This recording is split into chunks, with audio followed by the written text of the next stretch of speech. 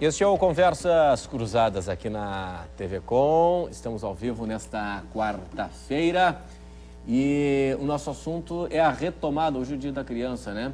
E é a retomada no Congresso Nacional. Tem uma comissão especial, vai discutir o projeto de lei que trata da Lei da Palmada, que pune o pai que agride o filho dentro de casa e, inclusive, no caso de reincidência, o expulsa de dentro do lar. Será que isso é novidade? Acho até que não, né? A própria lei já garante isso, né? Essas crianças, gente. Pois é. Sim, a perda do pátrio poder. O fato principal, no caso de uma agressão, é afastar essa criança do agressor, né? Isso é uma premissa básica, né? Nós temos aqui o Ayrton Prate na Serraria, o Paulo Freitas pelo Twitter, o Cristiano também, que participa aqui conosco. Agora, o papel da escola, né? Porque tem muito pai que acha que a responsabilidade da educação é com a escola. Bom, a escola tem que educar. É isso? Olha, cabe aos pais valores e princípios, tá? As regras básicas de sobrevivência, cabe à escola trabalhar o sentimento de grupo, de sociedade, porque a primeira sociedade é pequena, é a da família. A segunda sociedade ela expande quando ela está ali com várias realidades. Então, a escola tem que se preocupar, sim, com o conteúdo escolar, que faz parte do sistema capitalista, onde se vive por títulos, né? Um dia ele vai fazer o vestibular, mas é importante trabalhar a coletividade, o grupo, o sentimento, o respeito, a tolerância e a polidez. Não transformar as situações, né? A escola não pode ser o bedel daquela criança que está em desenvolvimento, ela tem que ser parceira. E essa parceria não é estar mandando recadinhos para os pais que seu filho fez isso, fez aquilo, né? Que isso acaba sendo uma denúncia. E sim tentar primeiro resolver as questões lá dentro, não ficar jogando responsabilidades. Ah, o aluno fez isso porque ele é um filho mal educado. Não, a educação, a dinâmica familiar, a escola não tem condições de mudar. E cada dinâmica tem que ser estruturada. O que não pode é os defeitos dessa dinâmica ser refletido na escola. Senão fica aquela brincadeira de ping-pong, né, de bate e volta. Então, cada um assume sua responsabilidade, suas competências, a escola enquanto educador em grupo, né, a família enquanto pequeno grupo. Aqui o Ayrton Prate está dizendo o seguinte: deveria se aproveitar para discutir a volta para valer da palmatória nas escolas. Não falei? Tem gente que pensa aqui que, no meu tempo e tal. O Renato só... Mas só em casos extremos e para fins educativos, ele está dizendo aqui, tá? Crime, maus tratos, artigo 136, e tem um projeto agora de 2011 da deputada Cida Borghetti, que ele diz: na condição de estudante é dever da criança e do adolescente observar os códigos de ética e de conduta da instituição de ensino a que estiver vinculado, assim como respeitar a autoridade intelectual e moral de seus docentes, sujeitando a criança à suspensão no colégio, né? E caso de reincidência, encaminhar a autoridade que seria o juizado da infância e da juventude. Então, é inconcebível esse tipo de atitude. Está sendo repensado nos estados americanos do Sul, né, que ainda 20 estados americanos possuem a palmatória na escola. O último...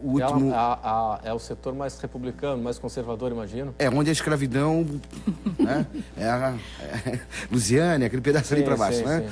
E a Inglaterra, em 1989, com o advento da Convenção do Estatuto da Criança, né, a Inglaterra também aboliu. Parece-me que está sendo discutido novamente no parlamento inglês a volta da palmatória também. Mas eu acho que é um retrocesso e no Brasil não tem como, é inconstitucional. Sim, sim. Renato, é importante falar em relação à escola que, primeiro, existe uma diferença entre aluno e discípulo. Existe uma diferença muito grande entre professor e mestre.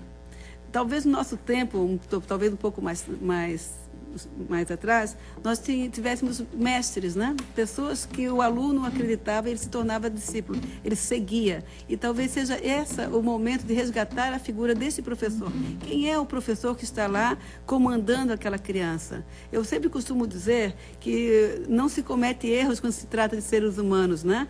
E não se pode, né? Pelo menos tem que eliminar a margem de erros.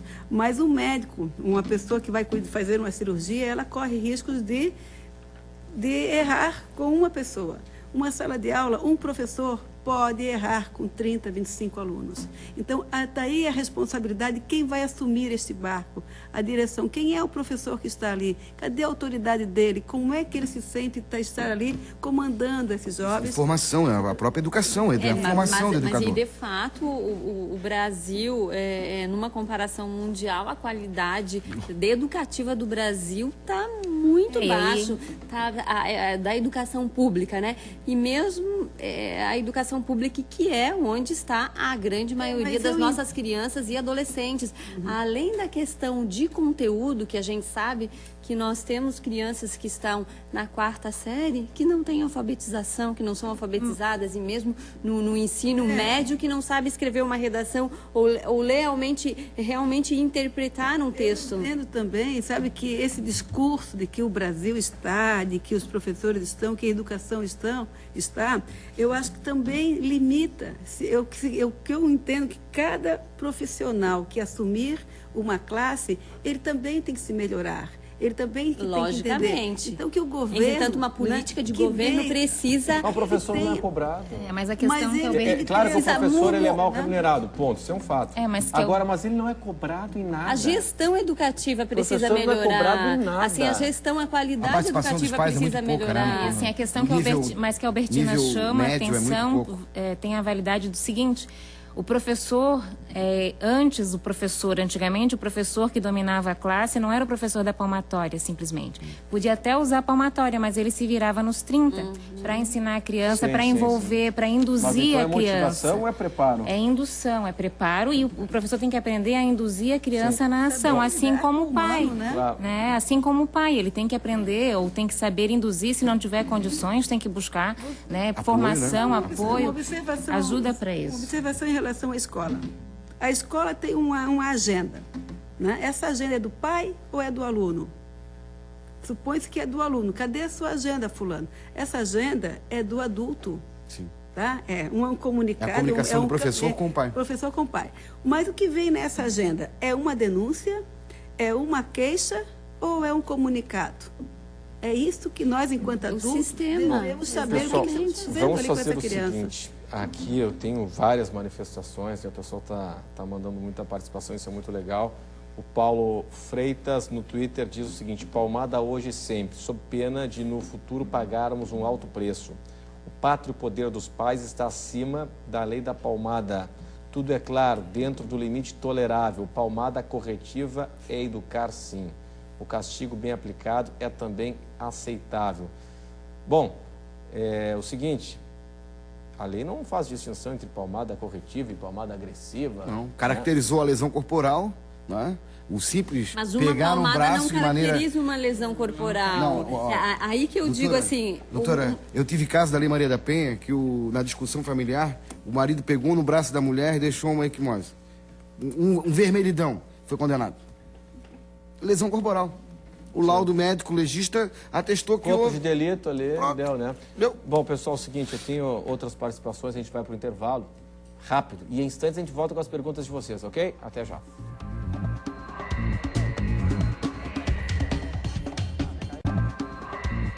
Esse é o Conversas Cruzadas aqui na TV Com. Uma palmadinha, dói ou não dói? É a lei da palmada que a gente está discutindo aqui, que está sendo retomado o debate no Congresso Nacional. Hoje é o Dia da Criança, né? Um dia adequado para discutir esse assunto.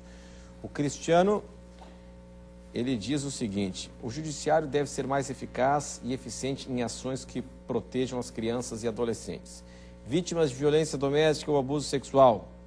Em muitos casos, pais ou responsáveis são os culpados, mas quem sai de casa são as vítimas pela burocracia da justiça. As crianças são tiradas de casa e vão para os abrigos. É isso que está acontecendo? Isso é de fato quando são atendidas, né? Quando não tem aquela fila de espera, é realmente por falta de uma equipe necessária para dar conta de tanta demanda. Isso eu não falo assim de Florianópolis, não estou falando de Florianópolis, estou falando, digamos assim, da maioria das nossas cidades brasileiras. Aqui na nossa o que eu região. falo brasileiro é cidade de médio e Veronice, grande porte. O seguinte, você que atua diretamente nesse assunto, aqui na nossa região da Grande Florianópolis, por exemplo, uma criança é vítima de violência, violência sexual, abuso sexual, recebe uma atenção, tem uma estrutura pública para dar atenção? A estrutura, ela existe. O que acontece é acionado o Conselho Tutelar, esse é o protocolo, o Conselho Tutelar vai fazer uma abordagem na situação, vai então levar a vítima para fazer o IML, para comprovação. Comprovado, é encaminhado para um programa composto por uma assistente social e psicólogo para estar dando o acompanhamento e fazer Secretaria da Justiça, né? Qual é o nome desse programa? Esse é o Sentinela ou não? Seria um ente e aí, Sentinela. como é que está esse programa hoje? Tem fila? Olha, existia uma fila até talvez um mês atrás. Sim. Que foi efetuado um programa para que fosse dado conta dos casos antigos, né? Para ser feita essa verificação. Agora, se todos os casos foram atendidos, aí é um outro assunto, porque, na verdade, uma situação de violação de direitos da criança precisa ser tratado toda a família e por um bom tempo. Aqui estão as psicólogas e sabem que não é um atendimento. Além de encontrar quem é esse violador, que no caso, na grande maioria, são os familiares, ou o pai, ou o vizinho, ou, quer dizer, que aí também entra uma questão judicial, né? Tirando essa questão judicial, tem a questão da assistência, sequela, né? Que precisa ter atendimento psicológico, que precisa ter atendimento de assistente social. Aí tem famílias que ficam 2, 3, 4 anos sendo atendido por essa equipe. Entendi. Então, o que eu quero, estou dizendo assim, precisa de um volume muito grande de pessoas e é fundamental para a garantia do direito da criança e do adolescente. Se trata a criança, se trata a família, né? E dependendo do caso, só para responder à situação, dependendo da situação, é feito o abrigamento dessa criança, mas nem todos os casos são de abrigamento. Depende se a família, se a mãe é protetiva, enfim. Sim.